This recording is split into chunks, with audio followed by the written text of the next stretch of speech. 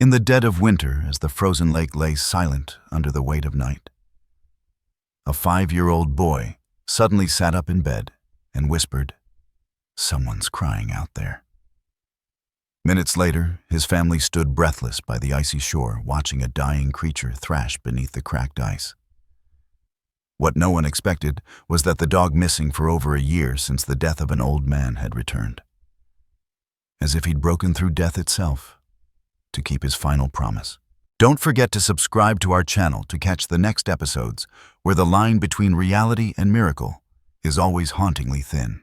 In the dead of winter, as the frozen lake lay silent under the weight of night, a 5-year-old boy suddenly sat up in bed and whispered, "Someone's crying out there." Minutes later, his family stood breathless by the icy shore, watching a dying creature thrash beneath the cracked ice. What no one expected was that the dog, missing for over a year since the death of an old man, had returned, as if he'd broken through death itself to keep his final promise. Don't forget to subscribe to our channel to catch the next episodes, where the line between reality and miracle is always hauntingly thin.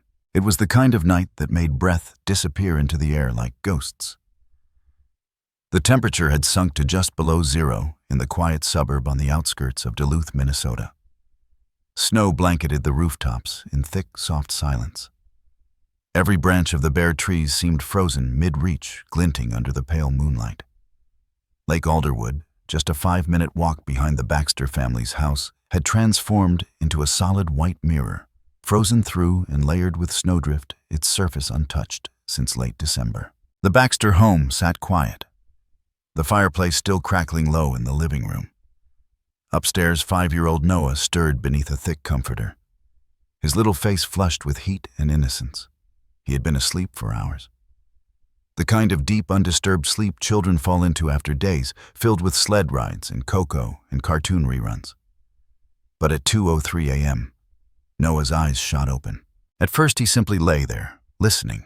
Then there it was again, a low, drawn-out wail. Not human, but not entirely animal either. Like the kind of sound made when wind pushes through the cracks of old wood, but layered with something. Aching. Mourning. A whisper dragged into a howl. Noah sat up, heart beating faster. The sound wasn't coming from the house. It came from outside, from the woods, from the lake. He stood, his pajama pants bunching at the ankles, his tiny hands fumbling for the edge of the bed. He didn't cry. He didn't shout. He just walked. Downstairs, Julia Baxter, Noah's mother, stirred at the sound of small feet padding across the floor. She glanced at the bedside clock, 2:05 a.m. A soft groan escaped her lips as she pushed herself up and followed the creaking floorboards. She found him standing at the back door, one hand pressed against the glass, staring into the black nothing beyond the yard. His breath fogged the window in soft, rhythmic clouds. "Noah," she whispered, stepping into the hallway. "Sweetie, what are you doing up?" He turned slowly. His eyes didn't look afraid, they looked resolute. "He's crying," he said. What? She blinked, still half in a dream. "My friend," he replied, as though it were the most obvious thing in the world. "He's crying by the lake." Julia's body stiffened. She knelt beside him. "What do you mean, your friend, honey? You were dreaming, okay? Let's get back to bed." "And I wasn't dreaming," Noah said flatly. "He called me. I heard him. He's cold. He's scared." Julia stared at her son's face. It was pale but not sick, alert but calm. His hand still rested against the glass. She felt her own chest tighten. Some maternal reflex, deep and ancient, tingled at the back of her spine. Noah had always been a sensitive child, not overly imaginative, but in tune with things. Little things. Moods. Changes. He'd often cried before thunderstorms, and once he burst into tears just moments before his grandfather had a heart attack in another state. Julia exhaled. "Let me get your father." Upstairs, Michael Baxter grumbled awake as his wife shook his shoulder. "Noah's sleepwalking," he muttered, already tossing back the covers. "Or fever again." "No," she said. "He's awake. He said there's someone crying by the lake." Michael blinked. "What?" "I think we should check," Julia said more urgently now. 10 minutes later, they were layered in jackets, boots, scarves. Noah stood by the door in his winter coat, waiting. Not fidgeting, not whining, just waiting. Outside, the cold was punishing. the kind of cold that stung your eyes and bit through denim. Their boots crunched softly over the snow as they stepped into the backyard. The floodlight overhead clicked off behind them, leaving them under the pale indigo of the moon. "Which way?" Michael asked, holding the flashlight. Noah pointed to the tree line. "Straight ahead past the fence, toward Lake Alderwood." They began to walk. The further they moved from the house, the deeper the quiet became. It wasn't the stillness of night. It was deeper. Hollow. Every sound they made felt amplified out of place. Even the flashlight seemed reluctant to pierce the foggy black that gathered between the pines. The snow was fresh and unmarked. No tracks, no signs of animals. Just wind scratching the branches like fingernails across old bark. Halfway to the lake, Michael paused. "You hear that?" he asked. Julia stopped. Even Noah turned his head, eyes wide. There a sound. A long, echoing moan. It rose and fell like breath caught between agony and call. It wasn't close, but it wasn't far. It wasn't wind. It wasn't a coyote. It was something that knew how to ache. Michael's hand tightened around the flashlight. "You sure you still want to keep going?" he asked, mostly to Julia, partly to himself. Noah answered instead, yes.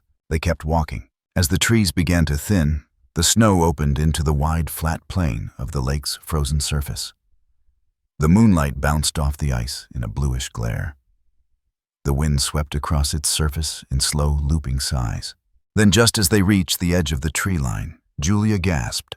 There out on the ice, about 30 yards away, something moved. At first it looked like a black smear on the white surface. But then it shifted. Struggled. Kicked. Michael squinted. "What the hell?" "No," Noah whispered. Then he shouted, voice sharp and clear. "Don't be scared, I'm coming." Julia lunged to grab him, but he'd already taken a step onto the ice. The flashlight beam steadied. The black smear had a shape now. Limbs, a tail, a body half submerged in a broken patch of ice. It was a dog, a large one, dark-coated. One leg flailed above the surface. Its head barely bobbed above water, eyes wild with panic breath, a trail of frost with every lunge. It was drowning. "Stay back," Michael barked, reaching for his son. But Noah stood, frozen tears already gathering in his eyes. "He's the one who called me," he said. "I heard him." The dog's whimper reached them, high-pitched, raw, desperate. A sound no parent could ignore. A sound that bypassed logic and drilled straight into instinct. Michael turned, dropped the flashlight, and yanked a thick extension cord from the emergency box near the trees. Julia grabbed a snow shovel. Noah knelt by the ice, whispering softly, "It's okay, Lucky. You're okay now." Michael lay flat belly against the ice, spreading his weight. Julia anchored his legs as he inched forward, cord wrapped around his waist. The dog's movements slowed. Its whimpers began to fade. Michael shouted, "Almost there." The cord went taut. Julia gritted her teeth. With a final lunge, Michael gripped the scruff of the dog's neck. The ice around the hole groaned and cracked, but held. With one great pull, he dragged the dog upward, water spilling over the edges as its front paws clawed the surface. The creature was heavy, too heavy. Then, with a cry, it collapsed forward, half on the ice, half draped across Michael's chest. He didn't wait. He rolled, pulled, scrambled backward as Julia yanked the cord with both arms. In one final clumsy sweep, the dog slid across the surface and into Julia's arms. It was alive, barely. Sodden fur clung to its ribs. Ice shards glittered in its coat. But its chest moved, its eyes blinked, and it turned slowly toward Noah, who still stood by the shore, hands trembling. The dog looked at him and wagged its tail once. Julia dropped to her knees, wrapping her arms around the creature. Michael panted on the ground, steam billowing from his mouth. And Noah simply walked forward and whispered, "I told you I'd come." The moment the dog slid onto the ice, the world held its breath. No one moved. No one spoke. The lake, the sky, even the wind. Everything froze with him. He was massive. A black-furred shepherd mix built like a shadow. His body was slick and gleaming with lake water breath. A ragged plume of vapor legs splayed out unnaturally across the ice like a broken marionette. His eyes, wide gold and wild, searched frantically, reflecting the erratic beam of Michael's flashlight. Then the ice groaned again. A deep, thunderous crack echoed across the lake. The dog flinched and began to thrash wildly, front paws scraping at the slippery ice. while his hind legs submerged beneath the water, desperate to find footing that didn't exist. Every movement widened the fissure. Ice buckled, snapped, splintered outward in jagged fingers. Julia gasped. He's going under. Noah's scream came sharp and immediate, slicing through the dark. Don't be scared, I'm coming. He tore forward, boots crunching over hardened snow, ignoring his mother's instinctive shout behind him. Julia lunged for his coat but missed him by inches. Noah, stop. But the boy didn't stop. He dropped to his knees at the edge of the ice, crawling until his tiny hands were nearly inches from the ruptured edge.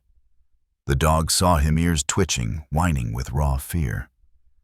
The ice beneath the dog cracked again, water rising around him.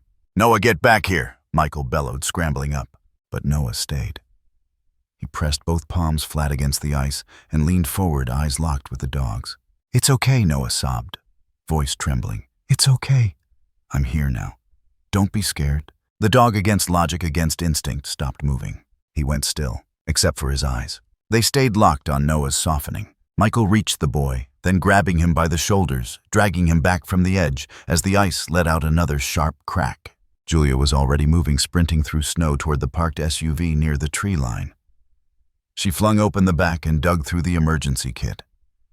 Inside, a thick coil of orange extension cord and an old wool blanket. Not much. But it would have to do. Cord, she yelled, running back. Michael grabbed it from her hands, yanked off one glove with his teeth, and tied a quick loop around his waist. He dropped flat on his stomach and began inching toward the dog. The ice shifted beneath him, groaning like a living thing. Julia dropped to her knees and grabbed the end of the cord, looping it around her wrist, anchoring him. I got you, she whispered. Don't let go, he said. Noah stood beside her, face ghost pale in the moonlight, watching every inch his father crawled forward. The flashlight lay nearby, its beam, jittering slightly across the surface. Michael moved slowly, deliberately, his breath coming in harsh bursts. The cord dragged behind him, leaving a faint orange trail in the snow. The dog's head dipped, then bobbed back up. His eyes fluttered. He's going to drown, Michael muttered. Come on, come on. When he was within arm's reach, Michael stopped. Easy, buddy, he said softly. The dog made a low, pitiful whimper. Michael extended one hand slowly, cautiously. The dog flinched, then went still again. Good, Michael whispered. Good boy. He lunged. His hand seized the thick, icy fur at the scruff of the dog's neck. The animal yelped, legs flailing. The ice beneath them cracked with a terrible snap. Water surged over Michael's forearms, soaking into his sleeves like poison. Cold so sharp it felt like electricity. Julia screamed. Michael shouted, "Pull!" She yanked on the cord with all her weight, falling backward into the snow. The line snapped taut. Michael grunted as his body was dragged backward. The dog, half limp in his grip, slid across the ice, with him hind legs still underwater, claws scraping madly. The cord jerked again. Julia braced her feet and pulled harder. Michael's boots caught traction. He scrambled back, dragging the animal inch by inch until the creature's hind legs cleared the hole. Then at last, the dog collapsed fully onto the ice, shuddering violently, chest heaving.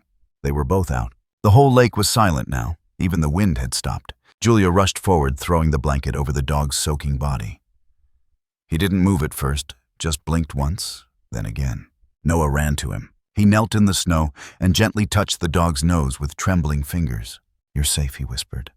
I told you I'd come. The dog whimpered. Noah wrapped his arms around the creature's thick neck and buried his face in the wet fur. He didn't even notice the cold. Michael collapsed onto his back beside them, staring up at the sky, eyes wide with adrenaline. Holy Jesus, he panted. Julia was already on her knees, checking the dog's pulse the way she remembered from some CPR class years ago. Heartbeat rapid, breathing shallow but steady. His temperature's crashing, she said. We need to get him inside. Now. Michael groaned, pushed himself up. They wrapped the blanket tighter, using it like a sling between them. The dog didn't resist. He was too exhausted to move. As they trudged back through the snow, the flashlight long forgotten behind them, Noah walked in the center, his hand resting gently on the dog's head, whispering nonsense words, a lullaby without a tune. When they reached the back porch, Julia kicked open the door. Warmth rushed out to meet them.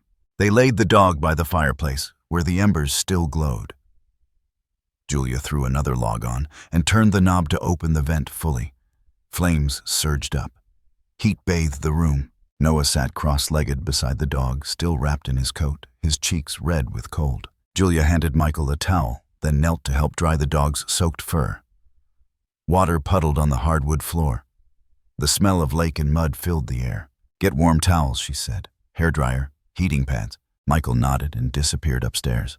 Julia pressed her hand against the dog's ribs. The rise and fall was steady now. Barely, but enough. The dog's head lifted slightly. Eyes still locked on Noah. His tail thumped once. Noah smiled through tear-stained cheeks. "That's his name," he whispered. "What?" Julia asked, gently rubbing the dog's ears. "Lucky," Noah said. "His name's Lucky." Julia's hands paused. Her eyes darted up to her son's. "How do you know that?" "He told me." Julia swallowed hard. A moment later, Michael returned with a heap of towels and an old electric heating pad.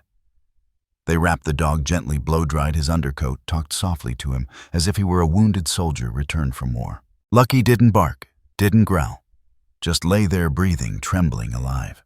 No one asked again how Noah had known, because deep down in that room, thick with smoke and steam and silence, they all understood. Whatever had happened on that lake wasn't just survival, it was connection. Noah curled up on the rug beside Lucky, his head resting on the dog's flank. Within minutes, he was asleep. Julia sat on the couch, staring into the fire, still holding a damp towel in her hands. Michael stood by the window, looking out into the dark. The snow kept falling, and in the distance, just faintly, the lake groaned again, like it had just given something back. The living room was dim-lit, only by the soft orange flicker of the fire and the low glow of a floor lamp in the corner. Snow tapped gently against the window panes, muffled by the thick curtains. A silence had settled over the Baxter household, a reverent, brittle sort of silence like the pause after a prayer. Lucky lay curled in a nest of blankets on the braided rug closest to the fire. His breaths were shallow but steady, rising and falling beneath layers of towels and fleece. Steam still drifted faintly from his fur, and his eyelids twitched occasionally in dream or memory. The heating pad hummed low under his flank, barely audible, like a machine keeping a fading heartbeat alive. Noah hadn't moved in over an hour. He sat beside Lucky, legs folded, head resting gently against the dog's damp shoulder. His small fingers were tangled in the thick fur behind Lucky's ear, his eyes fixed on the flickering light of the fire. He blinked, but rarely. It was as though some part of him had entered into a silent pact with this animal, that so long as he stayed close, the dog would not slip away. Julia sat a few feet back, watching them both. A half-full cup of tea rested on the coffee table, gone cold long ago. Her phone sat next to it, silent, unread texts from concerned neighbors piling up, but she hadn't touched it. Her focus was on Noah. On the way he was breathing in time with Lucky. On how his little mouth moved without sound, lips forming half-syllables as if reciting a promise. Michael had disappeared into the garage an hour ago, rummaging for anything else that might help: old space heaters, hand warmers, the wool camping blanket they hadn't used since their last trip to the Boundary Waters. Now he stepped back inside, brushing snow from his shoulders, holding a box in one hand and a flashlight in the other. "Found this," he said softly, kneeling beside the fire. "Battery-powered heater. It's old, but..." His words drifted off as he caught the expression on Noah's face. "He hasn't said a word since we brought him in," Julia whispered. Michael nodded, eyes flicking toward the dog. Lucky's ear twitched. "Still breathing," Michael said after a pause. "Good sign." He reached out to adjust one of the towels and froze. There, partially hidden beneath a flap of soaked wool and matted fur, was a strip of cracked leather. A collar. Old, weather-worn. The buckle rusted almost shut, but there, just barely visible under the grime and age, was a nameplate. Michael squinted. "Wait." He leaned in, scraping gently at the brass tag with his thumb. The name slowly emerged. "Lucky." Julia inhaled sharply. Noah said that was his name, earlier. Michael looked at her, then at his son. "How would he—" "I don't know," she whispered. Noah didn't react. He simply reached out and pressed his hand gently over the collar, as though confirming what he already knew. Julia stood suddenly, crossed the room, and returned with a damp washcloth. She crouched beside the dog, carefully wiping the collar clean. The leather was cracked, fraying in places, but the tag was intact.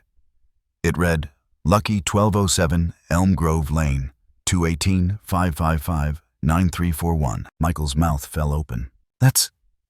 He looked up at Julia. That's the old Walter house. Julia blinked. No, that can't be. Michael stood pacing for a moment, then turned back. Walter. The guy who lived 2 blocks down. Old man with the garden gnome collection. Had a shepherd mix looked just like this. He passed away, Julia murmured. In September. Michael nodded. Yeah, heart failure. He'd been sick for months. They both turned to look at Lucky. He disappeared after Walter died, Michael added. I remember neighbors were looking for him. Thought maybe animal control had picked him up, or he ran off to the woods. He didn't run? Noah said, voice soft and low. It was the first thing he'd spoken in over an hour. They turned. Noah's eyes stayed locked on the fire. His fingers still rested gently against Lucky's chest. He got lost, he whispered. He waited too long. He came back for me.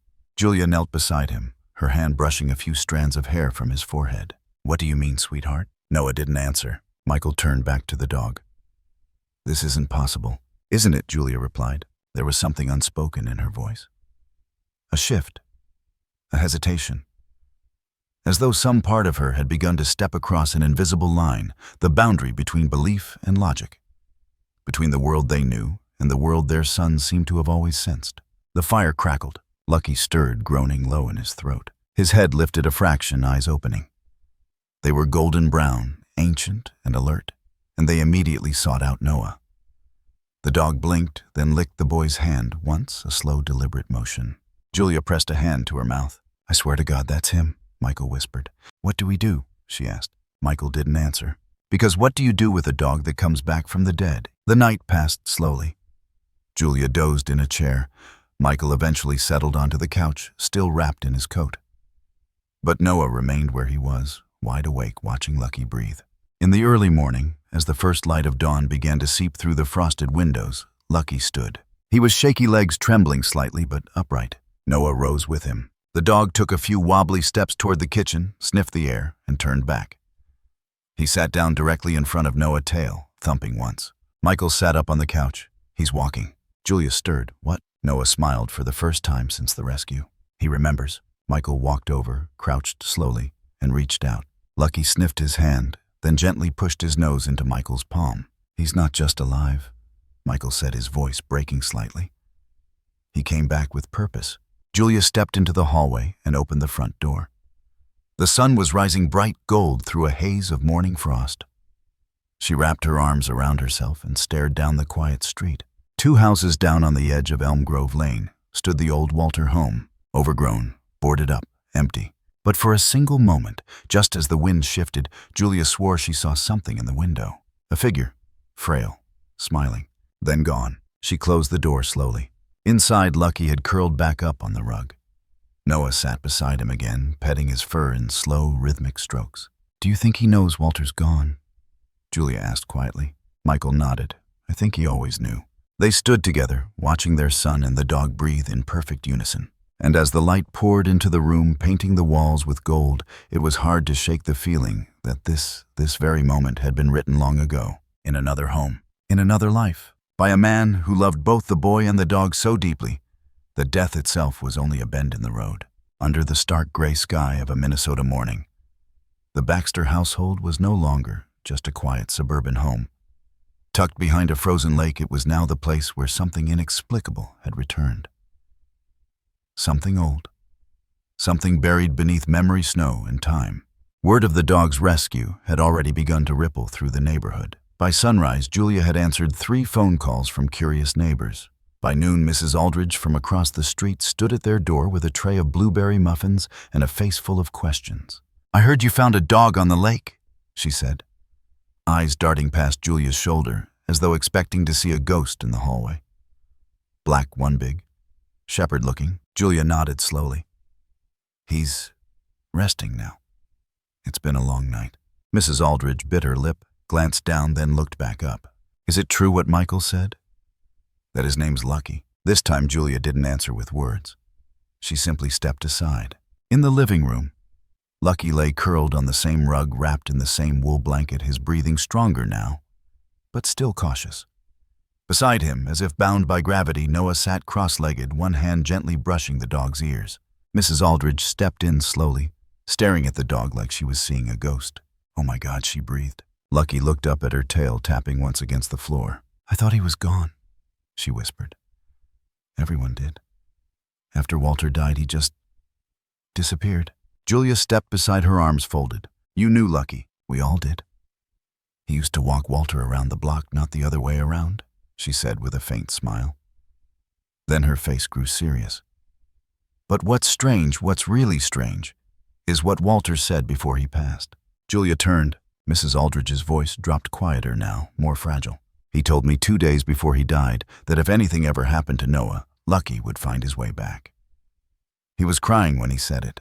Said that dog knew more about that little boy than most adults ever would." Julia froze. "He said Noah's name." Mrs. Aldridge nodded. "I didn't think much of it.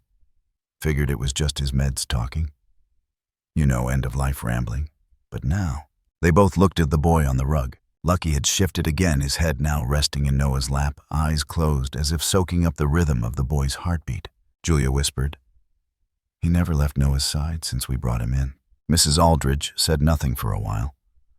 Just stood, arms wrapped tightly across her chest, staring at the animal that shouldn't have been here. That shouldn't have known.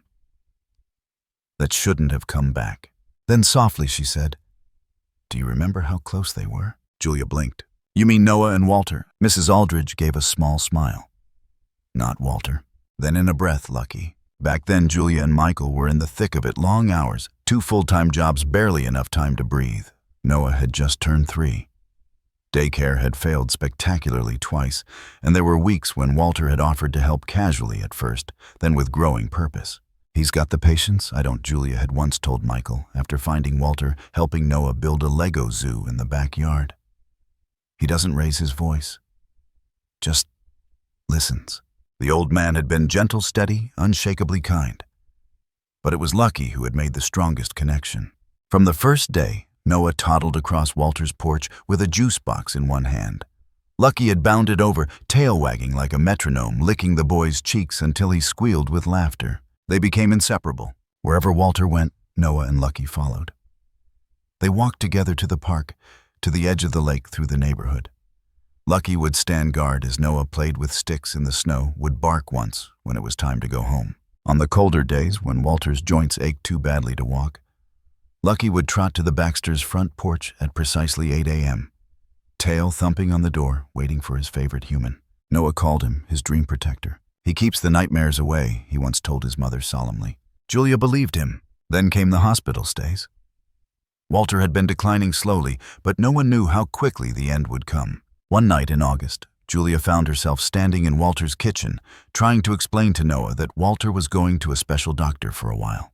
Lucky paced at the door, anxious ears low, tail dragging. "He's sick," Noah had said simply. "He won't come back." Julia had knelt down, unsure how much to say. But her son's eyes already held the weight of the truth.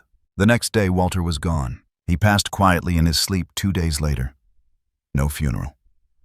His only surviving relative, a niece from out of state, handled arrangements with cool efficiency. She emptied the house, sold the belongings, and left the place dark and shuttered by the end of the week. And Lucky, he vanished the same day. Julia remembered searching. The neighbors posted on forums. Someone said I'd seen him near the highway. Others claimed they'd heard him howling by the woods at night. But nothing. He was gone. Until now. As Mrs. Aldridge left, Julia stepped outside for air. The snow had started again, soft light, like powdered sugar drifting down from a broken sky. Across the street, the Walter house sat silent, its shutters closed like eyelids refusing to wake. Michael joined her a few minutes later, arms folded, jaw tight. "She's not the only one who heard Walter say it," he said quietly. Julia turned. "Before he died, I ran into him outside the hardware store. He asked how Noah was. Said he'd been dreaming about him." She stared. "He said Lucky kept waking up in the middle of the night, standing at the door, like he knew something was coming." He paused. "And then Walter looked at me dead in the eye and said, 'If anything ever happens to that boy, that dog will break through the grave to reach him.'" Julia's breath caught. "Why didn't you tell me?" Michael looked away. "I didn't want to think about it. Figured it was grief talking." He nodded back toward the house. "But now he's in our living room, lying next to our son." Julia swallowed hard, pulling her coat tighter around her. "It's like Walter passed the torch, like Lucky was his last message. Michael didn't respond. They stood in silence, watching the snow fall. Inside, Noah was giggling softly. Julia turned, stepped back through the door. Lucky was on his back now, tail thumping lazily, tongue lolling sideways in a dog smile. Noah was scratching his belly, murmuring words no one else could hear. For a moment, the house felt warm in a way that had nothing to do with the fire. It felt whole. Michael stepped in behind her and closed the door. They didn't know what was coming next. What questions might arise, what stories might be told, what rules of the world had just quietly bent around them. But they knew this. Noah had been loved by a man who was now gone. And now he was being watched over by the only soul that man had left behind. And that meant something that would not go quietly. Underneath the hush of a Minnesota winter where snow cloaked everything in false serenity, the Baxter house had become a strange kind of sanctuary. Part home, part question mark. It was where a boy clung to a dog that shouldn't be alive, and where that dog impossibly seemed to understand why. But beyond those walls, the outside world was beginning to stir. It began with a neighbor's whisper, casual and light, spoken over a grocery store checkout or across a coffee counter in a gas station. You hear about the Baxter boy? Then it spread, warped and stretched, reshaped by fear, curiosity, and whatever it is that makes people crave the unexplainable. That dog came back from the dead. I heard he dug himself out of Walter's grave.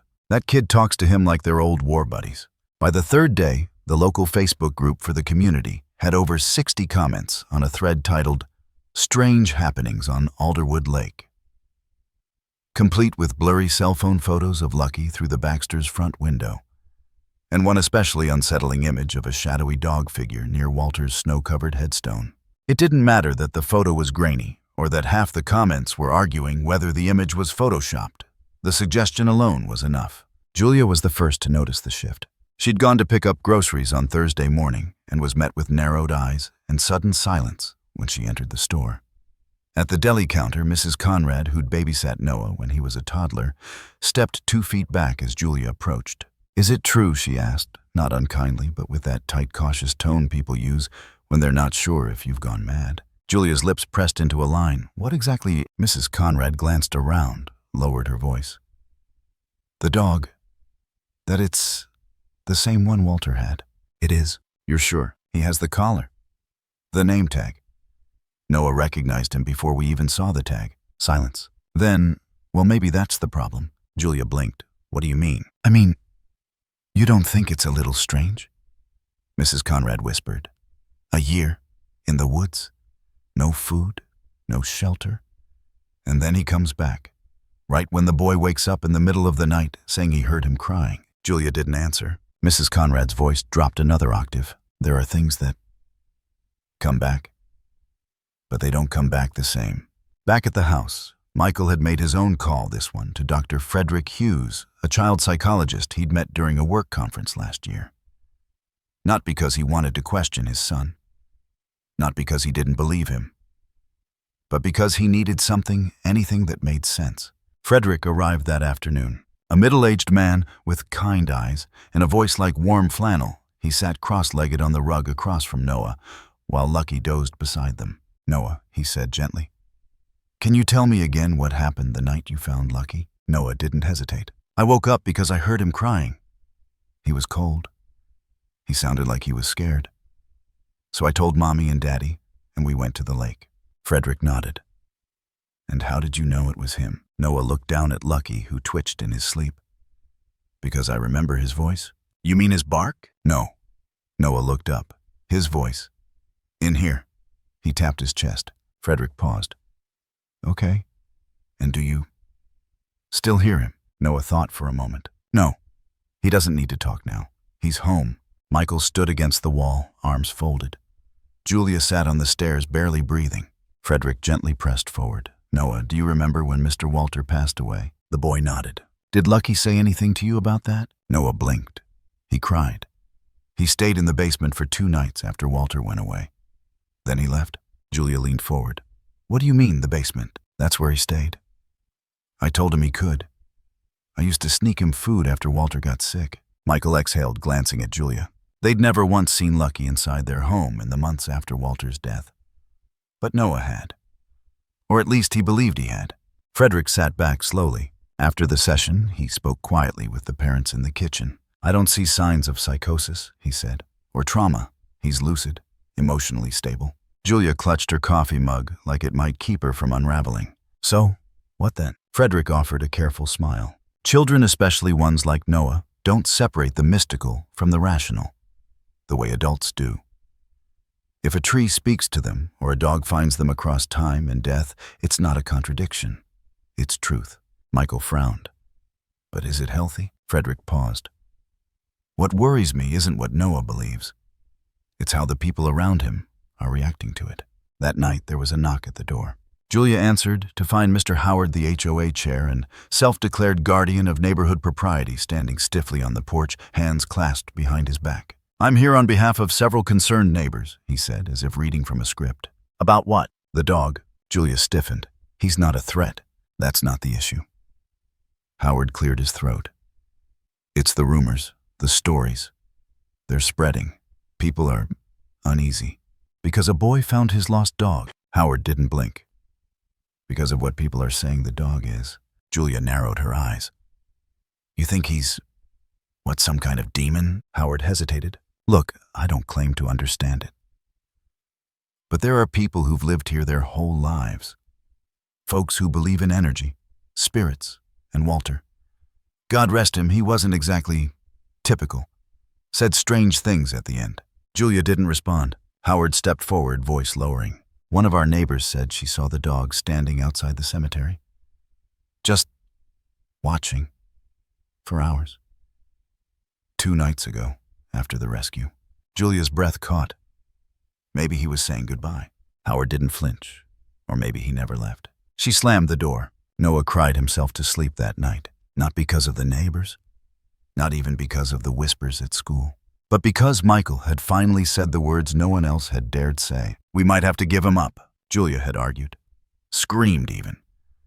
But Michael was fraying at the seams. He couldn't sleep, couldn't eat, couldn't focus at work. Every time he looked at Lucky, all he could see was Walter's face, pale and still in a coffin. That night, Noah curled against Lucky on the living room floor. His little arms wrapped tightly around the dog's thick neck, sobs silent but relentless. "He's not a ghost," he whispered. "He's not. He promised he'd protect me. He promised." Lucky stayed perfectly still, as if listening, as if memorizing each word. And outside the house, just beyond the frost-rimmed windows, the wind carried whispers no one dared to decipher. Under the brittle hush of morning light, the Baxter living room had transformed into something between an emergency room and a chapel. Lucky lay curled beneath a thick layer of blankets, his chest rising steadily now, his fur no longer dripping with lake water, but still heavy with exhaustion. The fire cracked beside him. A space heater hummed nearby, its dull fan pushing warm air across the floor. It was 8:32 a.m. when Dr. Samantha Croft arrived. She was one of the few veterinarians in Duluth who did house calls, especially when it involved large dogs and emergency cases. When Michael called her, she didn't ask many questions. But the moment she stepped through the door and saw the dog lying beside Noah like a fallen soldier, something in her face shifted. She knelt down immediately. "Hey there, big guy," she murmured, unpacking her kit. "Let's take a look at what kind of story you've got in those bones." Lucky opened one eye. It was enough. She glanced up at the parents. "He's alert. That's good." For the next 20 minutes, the room was silent, except for the steady beep of a digital thermometer, the sound of Velcro straps being undone, the soft clicks of tools being placed and retrieved. Temperature dangerously low but rising. Heart rate, slow, steady, consistent. Limbs, no visible fractures. Some muscular trauma, especially the hind legs. Dehydrated, starved, but alive. Dr. Croft finally sat back on her heels, scribbling notes onto a clipboard with tightly pressed lips. Her tone when she finally spoke was cautious, deliberate. "This dog has no business being alive." Julia blinked. "Excuse me." "Based on his vitals and the wear on his paws and joints. He's been surviving in sub-zero exposure, without consistent food or shelter for weeks, maybe months." She paused. "And based on the condition of his coat and the wear of his teeth, I'd estimate he's at least 10, maybe 11 years old. That's elderly for a dog this size." Michael leaned forward. "So how?" Dr. Croft shook her head. "I don't know. I've seen animals survive incredible things, but This? She glanced at Lucky. He didn't just survive. He came back. And he came back to the exact place he left at the exact moment he was needed. She paused again. That's not science. That's something else. Later that afternoon, Michael made another call, this time to the University of Minnesota's College of Veterinary Medicine. It wasn't curiosity anymore. It was desperation to tether this thing to something tangible. 3 days later, a woman named Dr. Carla Breen arrived, specialist in animal behavior, former researcher with the Canine Cognitive Science Initiative, and as she introduced herself to Julia with a handshake and a dry smile, someone who spends her life studying what animals know that we don't. Lucky was walking by then, slowly, gingerly, but with determination. He followed Noah everywhere, room to room, like a second shadow. Carla observed from the kitchen for the first hour, notebook in hand. She said nothing, just watched, as Noah whispered into the dog's ear, as Lucky responded with tail flicks, head tilts, deep huffs of breath that somehow always seemed perfectly timed to the boy's silences.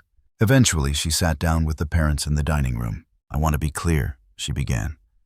"There's no evidence that dogs can communicate telepathically, or that they have a sixth sense about specific people, but..."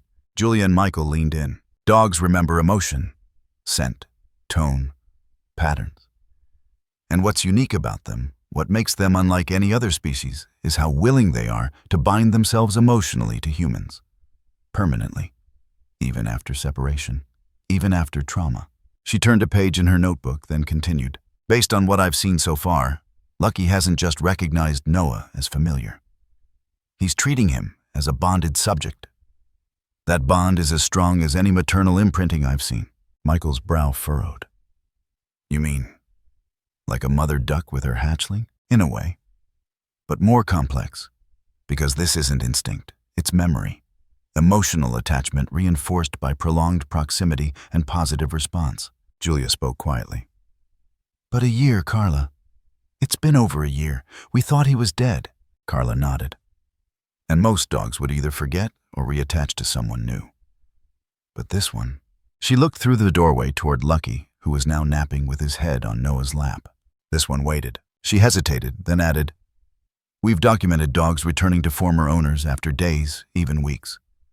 But traveling potentially hundreds of kilometers through winter terrain, only to reappear at the exact place and time their human needed them most." She set her pen down. "I've never seen that, not once." Julia leaned back, eyes distant. "So what are you saying?" Carla smiled softly. "I'm saying that science doesn't always have the final word." By the end of the week, the story had leaked. A local reporter had caught wind of the incident, first through chatter at the grocery store, then through a leaked image of Lucky limping through the frost-covered yard, Noah in tow, one small hand tangled in the dog's thick coat. The article ran the next morning in the Duluth Gazette. Saved by dog that returned from the dead. Within 24 hours, the piece had been picked up by 3 more outlets. Then a national dog lovers blog. Then a regional radio station which ran a segment titled "The Miracle on Alderwood Lake." Michael turned on the kitchen TV on Saturday morning to find a news anchor in Minneapolis reading their son's name aloud. Noah Baxter, age 5, claims he was woken in the middle of the night by the sound of his lost friend crying. Moments later, he and his family rescued a dog from a frozen lake, later identified as the beloved missing shepherd, Lucky Sansum, last seen over a year ago. The question many are now asking, how did the dog find his way back home? And why now? Julia muted the volume. Michael exhaled. "We're not ready for this." She nodded. "No one is." Outside, 2 strangers stood at the edge of their driveway. One was holding a DSLR, the other a small voice recorder. Julia closed the blinds. That evening, they sat down with Noah. He was curled on the couch, Lucky beside him as always, both of them warm under the soft hum of a heating blanket. Julia knelt in front of him. "Sweetheart, people are starting to ask a lot of questions. About Lucky, about you." Noah looked up, eyes steady. "I know." Michael crouched next to Julia. "They want to know how he found you, why he came back." Noah didn't blink. "Because I called him." Julia hesitated. "Can you explain how..." Noah thought for a long moment. Then he said, "When you love someone, they hear you, even if they're far away." The words hung in the air, and neither parent had the heart or the courage to argue with them, because deep down, they knew. There are some things science can measure. and some things it can't. Under the haze of media attention and the heavy silence of unanswered questions, a new storm arrived, one not made of snow or whispers, but of signatures, paperwork, and legal threats. It began on a Wednesday. Julia had just finished making lunch grilled cheese tomato soup when a knock echoed through the front door. Not the timid kind, not curious neighbors or cautious reporters. This was something firmer, intentional, as though the person behind it didn't expect to be turned away. Michael opened the door. Standing on the porch was a woman in her late 40s. Dressed in a dark trench coat, boots coated with travel dust, a folder in one hand, and a hard-set expression on her face. Behind her, a silver rental car idled at the curb. "I'm Evelyn Harrow," she said before even introducing herself. "Walter Grant was my uncle." Michael stepped back slightly. "I'm sorry for your loss." She didn't acknowledge it. "I believe you have something that belonged to him." Michael's jaw tightened. "If you're talking about the dog..." "I'm not here to argue," Evelyn interrupted, voice sharp. "I'm here to collect Lucky. He was my uncle's registered pet. He has legal standing as personal property, and as next of kin, I'm entitled to reclaim his estate, including the dog." Behind Michael, Lucky stepped into the hallway, tail wagging lazily, tongue lolling from the side of his mouth. Noah was right behind him, a toy spaceship in one hand, the other resting on Lucky's back. The moment Evelyn saw the boy, her gaze changed. Something almost like discomfort crossed her face. Julia appeared beside Michael, her body language shifting subtly to stand between her family and the stranger. "Miss Harrow," Julia said evenly, "Lucky has been with us since he returned from the lake. He saved our son's life. He chose to come back here." Evelyn's smile was cold. "With respect, Mrs. Baxter, dogs don't choose. People do." The ceasefire lasted 2 days. Evelyn returned to Minnesota with a lawyer. A formal petition was filed in county court, claim of inheritance, livestock, pet asset. The petition cited Minnesota statutes regarding the legal designation of domestic animals as property tied directly to the deceased owner's estate. As next of kin, Evelyn claimed she had legal rights over the disposition of Walter Grant's belongings, including Lucky. The court scheduled an emergency hearing. Julia sat in stunned silence as their attorney, an old friend of Michael's from college, now a practicing family lawyer, read the documents aloud in their living room. "They're arguing that Lucky is an asset," he said. "Like a vehicle or a painting. Something that legally passed to her when Walter died." Michael paced. "But he ran away. He wasn't left to her." "She's claiming the estate was never formally executed," the lawyer replied. "Which unfortunately makes the dog part of the residual property under intestate succession." Julia's voice cracked. "He's not a thing. He's a being. He found his way back to us, to Noah." The lawyer looked at her with tired eyes. "That's not how the law sees it. Not yet." The courthouse was small. One-story red brick tucked between a bail bonds office and a post office that still sold money orders by hand. The kind of building where most cases involved traffic violations and noise complaints. But on Friday morning, room 2B was packed, not with lawyers, but with reporters. Locals, curious neighbors, animal rights activists, even a few strangers who had read about the case online and drove hours just to witness what was being called the Lucky trial. At the center of it all sat a 5-year-old boy in a clip-on tie, his arms wrapped around a black furred shepherd, as if trying to become one with the creature. They sat together on a wooden bench, Lucky's eyes calm, Noah's eyes not. Judge Karen Hollis, a seasoned woman with a sharp mind and no patience for theatrics, looked out across the courtroom with visible exhaustion. She adjusted her glasses and glanced at the case file. "All right," she said, "let's get this straight. This is a dispute over a dog." Evelyn's attorney stood. "Your Honor, this is a dispute over rightful inheritance." Julia's voice broke from behind her lawyer. "He's not an inheritance." The judge held up a hand. "We're going to do this clean, one side at a time." The courtroom fell into stillness. Evelyn took the stand first. She described her late uncle, his life, his estate, his death. She referenced legal precedents about domestic animals as property cited statutes about intestate succession and produced veterinary records proving that Lucky had indeed been Walter's registered companion. She never once said the word love. Then came Julia. Her voice was calm, but her hands trembled. "He came back to us," she said. "After a year, after everyone thought he was dead. Our son heard him. He felt him. And then we found Lucky drowning in the lake behind our home. He wasn't looking for Evelyn. He was looking for Noah. The judge leaned forward. Are you suggesting the dog made a conscious choice? Julia looked straight into her eyes. Yes. A murmur rippled through the room. Noah was called last. There was a brief objection. He's only 5, Your Honor, but the judge allowed it, noting the child's connection to the case was material relevant and undeniable. They brought in a small chair for him. Noah sat up straight, holding Lucky's leash tightly in both hands. The bailiff raised an eyebrow. Do you know what it means to tell the truth? Noah nodded. It means you don't say what people want. You say what is. Some in the gallery chuckled. The judge didn't. Noah, the judge said kindly. Can you tell us why you think Lucky should stay with you? The boy looked around the room, then at Evelyn, then down at Lucky. Because he's my family, Noah said. Do you remember when he left? Noah nodded. When Walter went away. Lucky didn't know where to go. So he waited. He got lost. But he found his way back. Yes. How? Noah's voice was barely audible. Because I needed him. The judge leaned forward again. And how do you know he wants to stay with you? Noah looked her directly in the eye. Because he could have gone anywhere, but he came to my door. He paused. People say he's just a dog. But I know better. He's not a thing. He's a promise. Silence blanketed the courtroom. Even Evelyn, seated behind her attorney, shifted slightly in her chair. The judge tapped her pen against her notepad. Well, she said softly. That's going to be hard to argue with. Outside, snow had begun to fall again. Slow, gentle, as if the sky had been holding its breath and finally exhaled. Inside the courthouse, as everyone filed out, Noah remained seated, Lucky at his feet. And though no decision had been announced, no gavel officially struck, it didn't matter. Because in the heart of a boy who had been heard and a dog who had been seen, the verdict was already written. Under the heavy fluorescence of the courtroom lights, Noah Baxter looked impossibly small. His feet didn't touch the ground.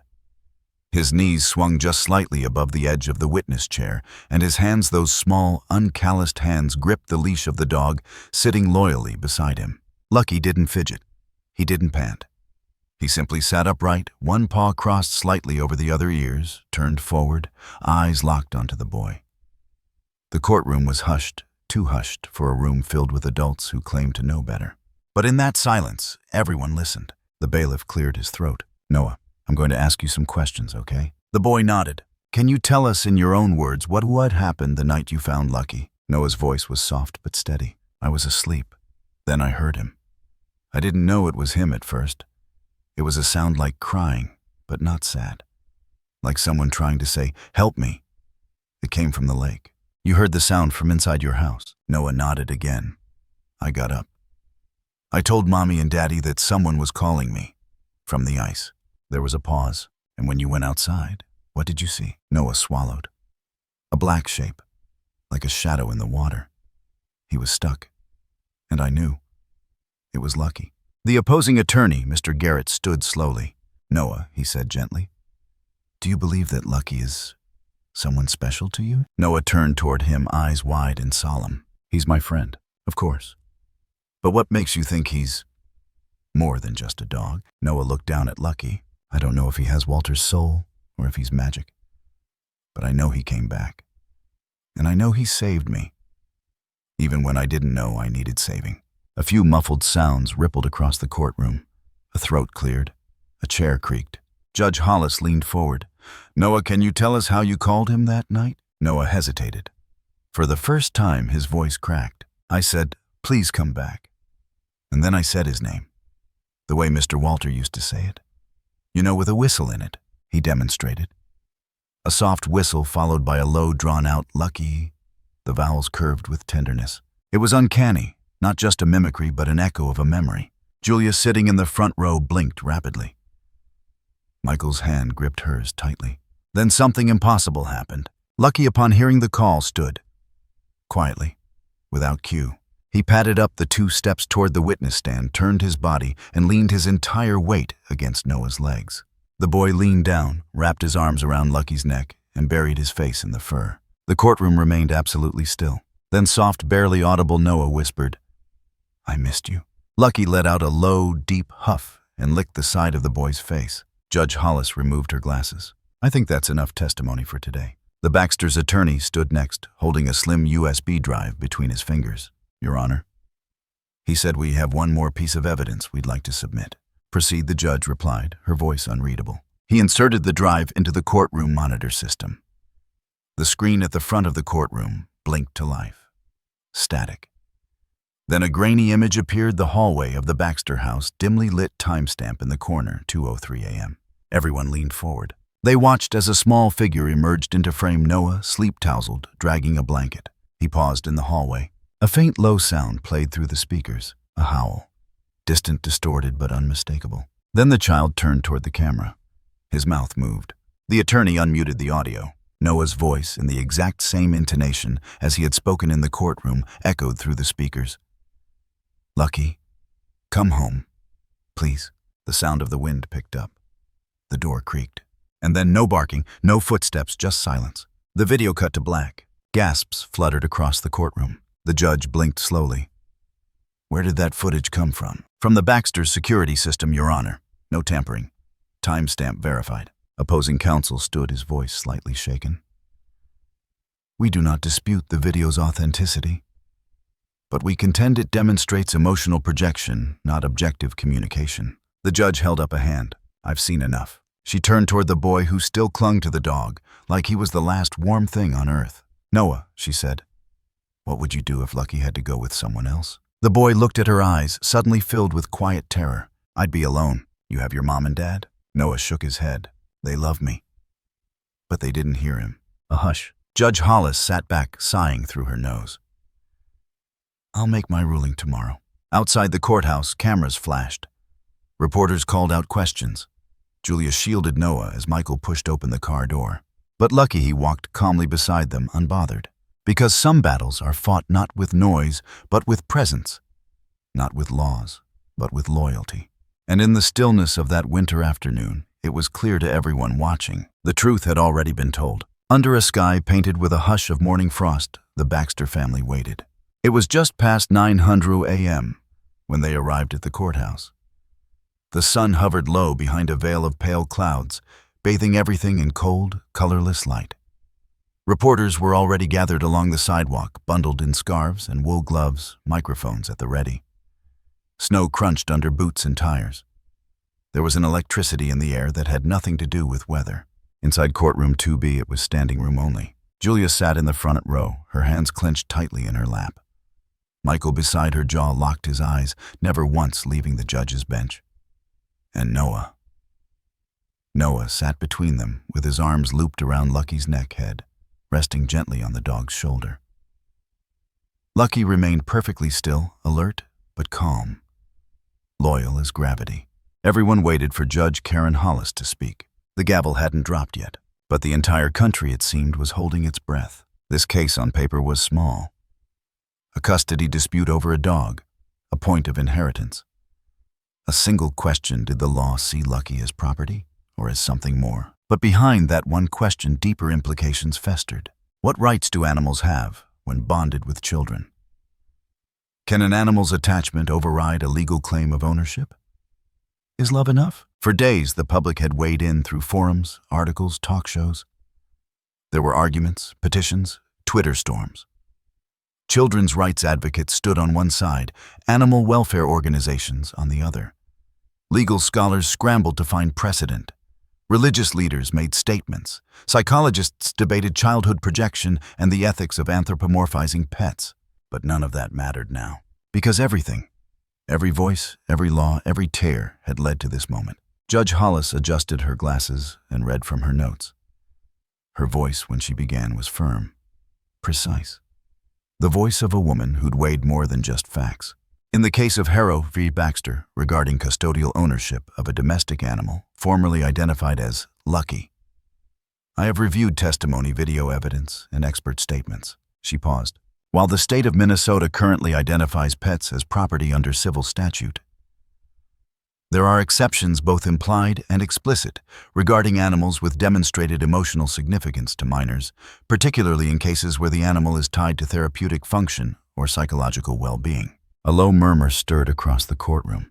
The judge continued. Throughout the course of this case, The child Noah Baxter has demonstrated not only a history of prior emotional bonding with Lucky, but also a continuing reciprocal connection. One which, in the view of this court, supersedes any claim of property or inheritance. She looked up, straight at Evelyn Harrow. Ms.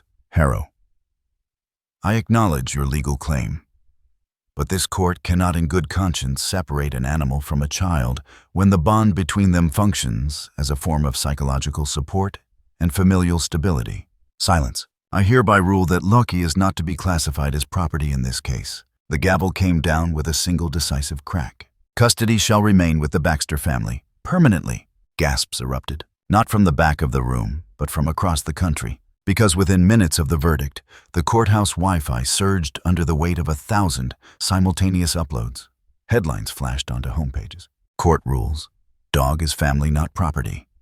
Minnesota boy keeps miracle dog in historic ruling. Legal precedent set for animal rights in child bonding case. The impact was instant. Legal scholars dubbed it the Lucky Clause. Within hours, animal protection organizations began lobbying to incorporate similar language into statutes across multiple states. But inside the courtroom, inside a little boy was crying. He didn't cry from joy or relief or understanding of law.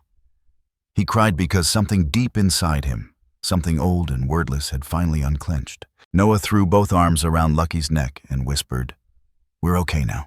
Lucky wagged his tail once, and then leaned in. Outside, Evelyn stood on the courthouse steps, arms folded, her face blank. A reporter tried to hand her a microphone. She waved it away. Later, she would tell a local station she'd had no idea the dog had meant so much to the child, that the court had made a fair call, that she'd had no intent of causing pain. But at that moment, she didn't speak. She simply watched the Baxter family emerge through the courthouse doors, mother, father, child, and dog, and said nothing. Some battles don't need apologies, just distance. Back at home, the news vans were already parked like beetles along the street. Neighbors stood at their windows. Cars slowed as they passed. But inside, it was quiet. Julia knelt beside Noah in the kitchen, wiping his face gently with the edge of her sleeve. Michael poured hot chocolate. Lucky sat on the rug tail, twitching, his body relaxed for the first time in days. Noah looked up. "Is it over?" Julia smiled softly. "It's over. But what happens now?" Michael leaned against the counter. Now he looked at the dog. "Now we try to explain what happened to people who want answers. And if they don't believe it," Michael crouched beside him, "then we let them believe whatever they want. Because the truth already chose us." Across the nation, the ruling sparked immediate debate. Some dismissed it as emotional overreach. Others hailed it as a milestone in child protection law.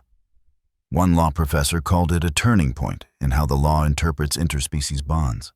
In schools, teachers used the case to discuss empathy. In courtrooms, lawyers referenced it during custody battles over pets. In homes, families asked themselves whether love could in fact be recognized in a courtroom. But for Noah Baxter, it wasn't about precedent. It wasn't about law. It was about the moment a courtroom full of strangers had listened to a little boy say, "He's not a thing. He's a promise," and had believed him. The lights on stage were warmer than Noah expected. Not hot, just big, bright. So much brighter than anything he was used to in his quiet Minnesota living room, where the soft glow of a fireplace or the string of Christmas lights around the window felt like plenty. But here on the soundstage of one of the biggest morning shows in America, everything was louder, bigger, and full of attention. But none of that mattered to him, because Lucky was here too. The producer had warned them that dogs don't always behave on live television. But Lucky sat tall beside Noah's chair tail, gently sweeping the floor, his head held high, like he somehow understood the magnitude of the moment. Like he knew the world was watching. And it was. The show had reached out within 24 hours of the court ruling. A story like this, part legal precedent, part child-animal miracle, all heart, was the kind of segment networks chased before the end-of-year holiday cycle. But this wasn't just a ratings play. This was something else. Something rare. Something America, in all its fractured, fast-moving complexity, was still capable of pausing to feel. The host smiled into the camera, cue cards in hand, voice smooth as honey. Our next guests are from a quiet town in northern Minnesota. But their story has reached millions. A lost dog, a courtroom battle, and a boy who simply wouldn't let go. Cut to commercial. Noah gripped Lucky's leash tighter.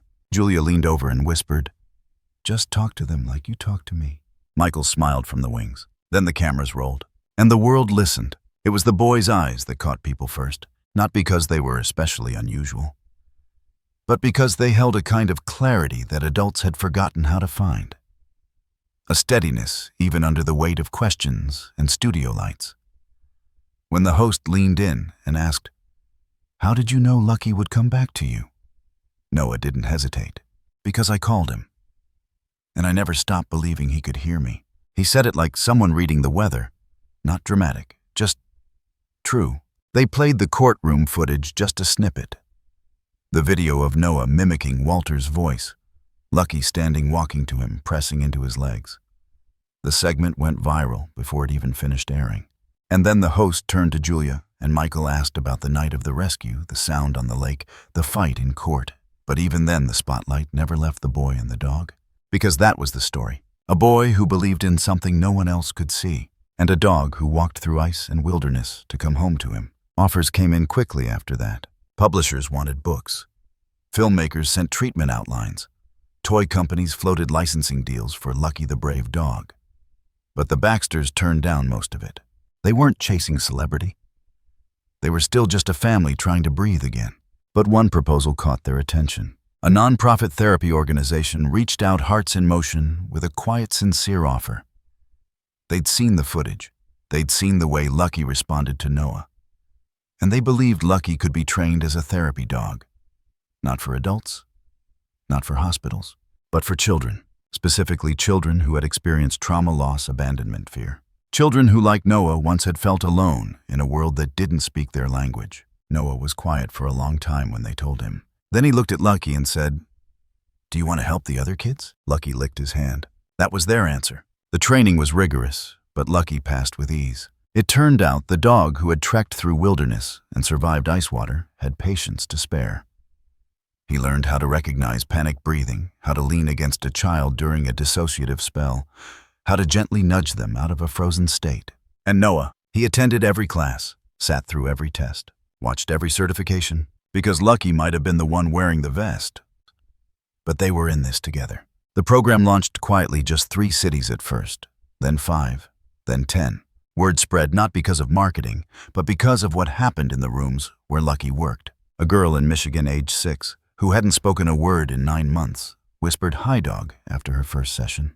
A boy in Oregon who screamed when touched, curled into Lucky's side without a single flinch. Photos began circulating online, children sleeping against Lucky's chest, sketching his silhouette in crayon, reading books aloud with his paw resting beside them. News stories followed, not just about the therapy sessions, but about what Lucky had become, a symbol of resilience, of connection, of what happens when the world tries to take something away and someone refuses to let go. And always beside him, sometimes in the frame, sometimes just off to the side, was Noah. Older now, taller, but still the boy who believed in the sound that no one else heard. They were invited to speak at a national conference on childhood trauma. Julia walked up to the podium with Lucky and Noah beside her. She spoke not as a scholar, not as an advocate, but as a mother who watched her child find something she didn't even know he needed. He didn't need a dog, she said. He needed to be heard. And Lucky listened before the rest of us even realized there was something to listen to. She paused. Now he listens for other kids. Applause didn't come in bursts. It came like a wave. In time, they became more than just a boy and a dog. They became a story told to frightened children in foster homes. There's a dog out there who can hear you even if you don't speak. They became a story told in courtrooms. Look at what can happen when we ask the right questions, not just of the people involved, but of the animals too. They became a story whispered on cold nights by parents who didn't know how to explain the world to their kids. Sometimes what you've lost finds its way back, even when it shouldn't. And through it all, Lucky remained steady. Not famous, not a miracle, just Lucky, the one who came back, the one who stayed. Winter had returned to Alderwood Lake, but not with the same bite. The snow still came thick across the rooftops, and the trees still bowed under the weight of it. But the air carried something softer now, as if the land, like the people who called it home, had finally exhaled after holding its breath for too long. It had been a year, 12 months since the night Lucky clawed his way back from the brink. since a boy stood at the edge of the lake and screamed into the dark for someone only he believed would answer. And now that boy walked again toward that same frozen shoreline. Not as a child clinging to hope, but as someone who knew the shape of it. Noah's boots crunched rhythmically through the crusted snow. He was taller now, more confident in his steps, the kind of growth that can't be measured in inches, but in understanding. Beside him, Lucky moved in perfect step. No leash, no commands. They didn't need them anymore. They'd moved beyond that. The lake stretched before them, solid white and undisturbed. The trees that lined its banks stood still and reverent, their branches etched against a pale sky like charcoal on canvas. Noah stopped at the edge of the ice. For a moment, neither of them moved. Lucky sat down with a soft thump, his breath fogging the air. Noah reached into his coat and pulled out a faded scarf, blue and red frayed at the ends. The same scarf he'd worn that night. The same scarf Walter had once tied around his neck before a walk to the store. He stepped carefully onto the ice. It groaned under his boots, but held. 10 steps in, he knelt. The cold bit at his knees through the denim, but he didn't flinch. With gentle fingers, he folded the scarf and placed it flat on the frozen surface, smoothing it once, twice. Then he whispered, "If someone else gets lost, help them, like you helped me." He stood slowly, brushing snow from his palms. Behind him, Lucky whined softly, a low, mournful sound. Not sadness, not fear, memory. As they turned to leave, a gust of wind rushed across the lake, lifting the ends of the scarf like wings. Then a shape cut across the sky. A single white bird, silent, swift, glided overhead, its wings stretched wide, catching the sunlight. Noah looked up. The clouds parted just enough to let the blue break through. And for a second, the sun touched the lake, catching on the scarf, turning the ice into a mirror of light. Noah didn't smile. He didn't need to. Some moments are bigger than joy. Some moments are sacred. Back at the edge of the lake, Julia waited in the car. She saw her son step from the trees. Lucky beside him, both of them backlit by the pale sun. She didn't wave. She didn't call out. She just watched them come back. When they climbed into the back seat, snow clinging to their boots and eyelashes, she asked softly, "Did you say what you needed to say?" Noah nodded. "I left something behind." She nodded back, starting the engine. "Then it'll be waiting for whoever needs it." They didn't speak much on the drive home. Lucky rested his head on Noah's lap, eyes closing. And Noah looked out the window, the lake vanishing behind them. But he knew, if anyone ever called out in the dark, truly called with their whole heart, someone would be there. Maybe not right away, maybe not how they expected, but someone would answer, because that's what promises do. They return, even through snow, even through time, even through death. They return. The sky was darker than usual that night. No moon, no stars. Just the stillness of winter draped heavy across a frozen lake far from Alderwood, in a part of Minnesota where the snow came quicker and the towns were smaller. It was the kind of night where even the wind forgot to breathe. In a modest house by the edge of Pine Hollow Lake, silence settled into the corners like an old guest. The house was still. The fire burned low, and the only light came from the faint blue of a nightlight down the hall. Upstairs, a little girl named Eliza stood barefoot at her window. Her pajama sleeves too long, her breath fogging the glass in soft pulses. Outside, the lake stretched out like a sheet of broken glass, its surface jagged in places, crusted with the ghosts of earlier snowstorms. The trees around it stood crooked and silent, as though listening for something too old to name. And then she heard it, a sound, distant, drawn out, a howl not loud, not sharp, but long, almost sorrowful, almost calling.